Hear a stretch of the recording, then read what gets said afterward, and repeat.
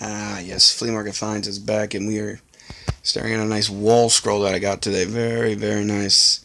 Other than the top bit there is broken a bit, but some tape helped. And just to have that on the wall is very nice. Do not mind that. I have to clean. I have to clean that. Whoops. But then we have all this other stuff from the last 2 weeks here at hunting at the flea market, and there's a lot of good stuff that I'm keeping. Some stuff will be taken to the flea market with me to just try and recoup some costs out of this, because that's one of the main things I do. Recoup a little bit. As you can see, we have, these are not complete. These are just the boxes, manuals, and extra paperwork.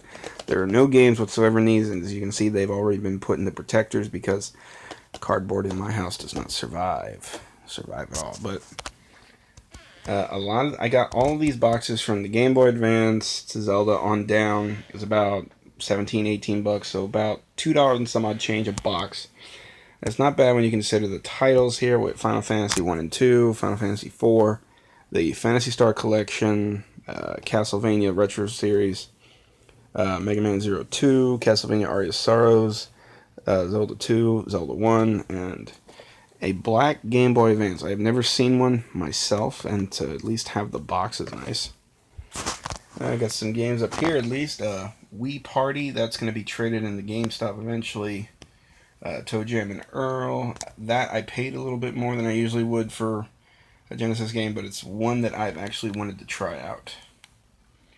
Usually it's around the 45-50 range right now, at least currently.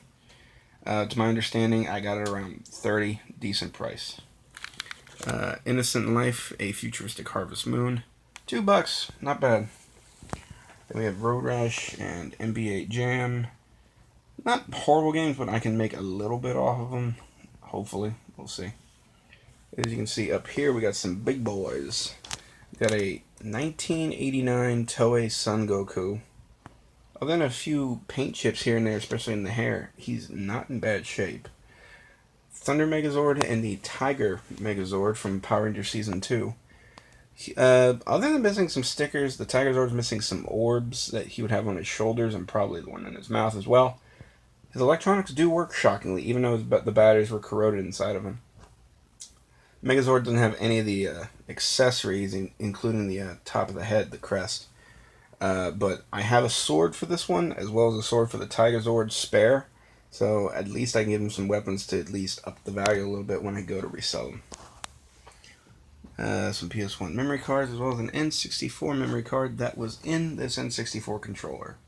Memory cards were around $1 a piece. The controller with that memory card was $5. Along with this one, the Sega Genesis 6-button controller, one that I actually wanted to grab because I only have 3-button controllers for my Genesis. And if I ever want to play Mortal Kombat, I feel I should at least have the 6-button one. Or Street Fighter. These are Beyblades that I'm just going to try and recoup some cost out of. I got the lot for like, what was it, $7, which wasn't terrible at all. Given the fact that I could probably get, like, once I baggy these up, probably $3 to $4 a piece. I'm not the biggest fan of these myself because I prefer the original Beyblades, not these. But still, overall, they're fine. As you can see, we also have a small mini Grimlock there. And surrounding him are the 5 Endless Waltz Gundams. Whoever built these did a nice job, but they didn't do a 100% good job. They have a lot of num marks on them. His wings, those back bits right there, are supposed to be spring-loaded. They don't work. I have one of those myself, but yeah, what are you going to do? But they're all in decent shape and pretty much all complete. So I think out of all these, the only two that I didn't have personally were Sandrock and Ataku. Wing Zero, Death Scythe, and Heavy Arms I actually have. I don't know if I have Heavy Arms box on me, though. At least in this room. Then we come to strategy guides. As you can see, we actually found some Nintendo Power, or at least some older Nintendo stuff. As you can see, the Ninja Gaiden issue. That looks like Ninja Brian. This is in horrible shape, but this is for the Turtles 3. This is a magazine set for the 4-player set. Let's see, Wario Land. official Super Nintendo game guide, and the Nintendo game guide as well. That actually came in a box set, I think. And just some promotional posters, Final Fantasy 1 and 2, Dawn Souls, and Link to the Past with 4 Swords. Then we got the game guides here. One of my favorite games, actually, for the PS2 was Champions Return to North. Return to Arms is way harder. The Killer Instinct for Super Nintendo. Perfect Dark for the N64.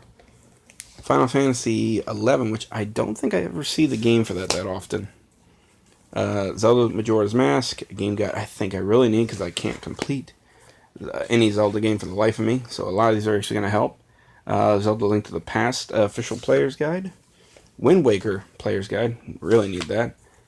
Ocarina of Time player's guide, as well as the GameStop exclusive player's guide for it. I guess it had some other things that the player's guide didn't have. And a Final Fantasy VII player's guide. And yes, we did. I don't know if I caught this, but yes, we have some manuals, Donkey Kong, Tournament Fighters, and Dragon. And this is everything from the last 2 weeks, guys. Flea Market Finds, episode, 61? Yeah, I should have waited to film episode 60. This would have been a good episode 60. Thank you guys for watching, and tune in next time.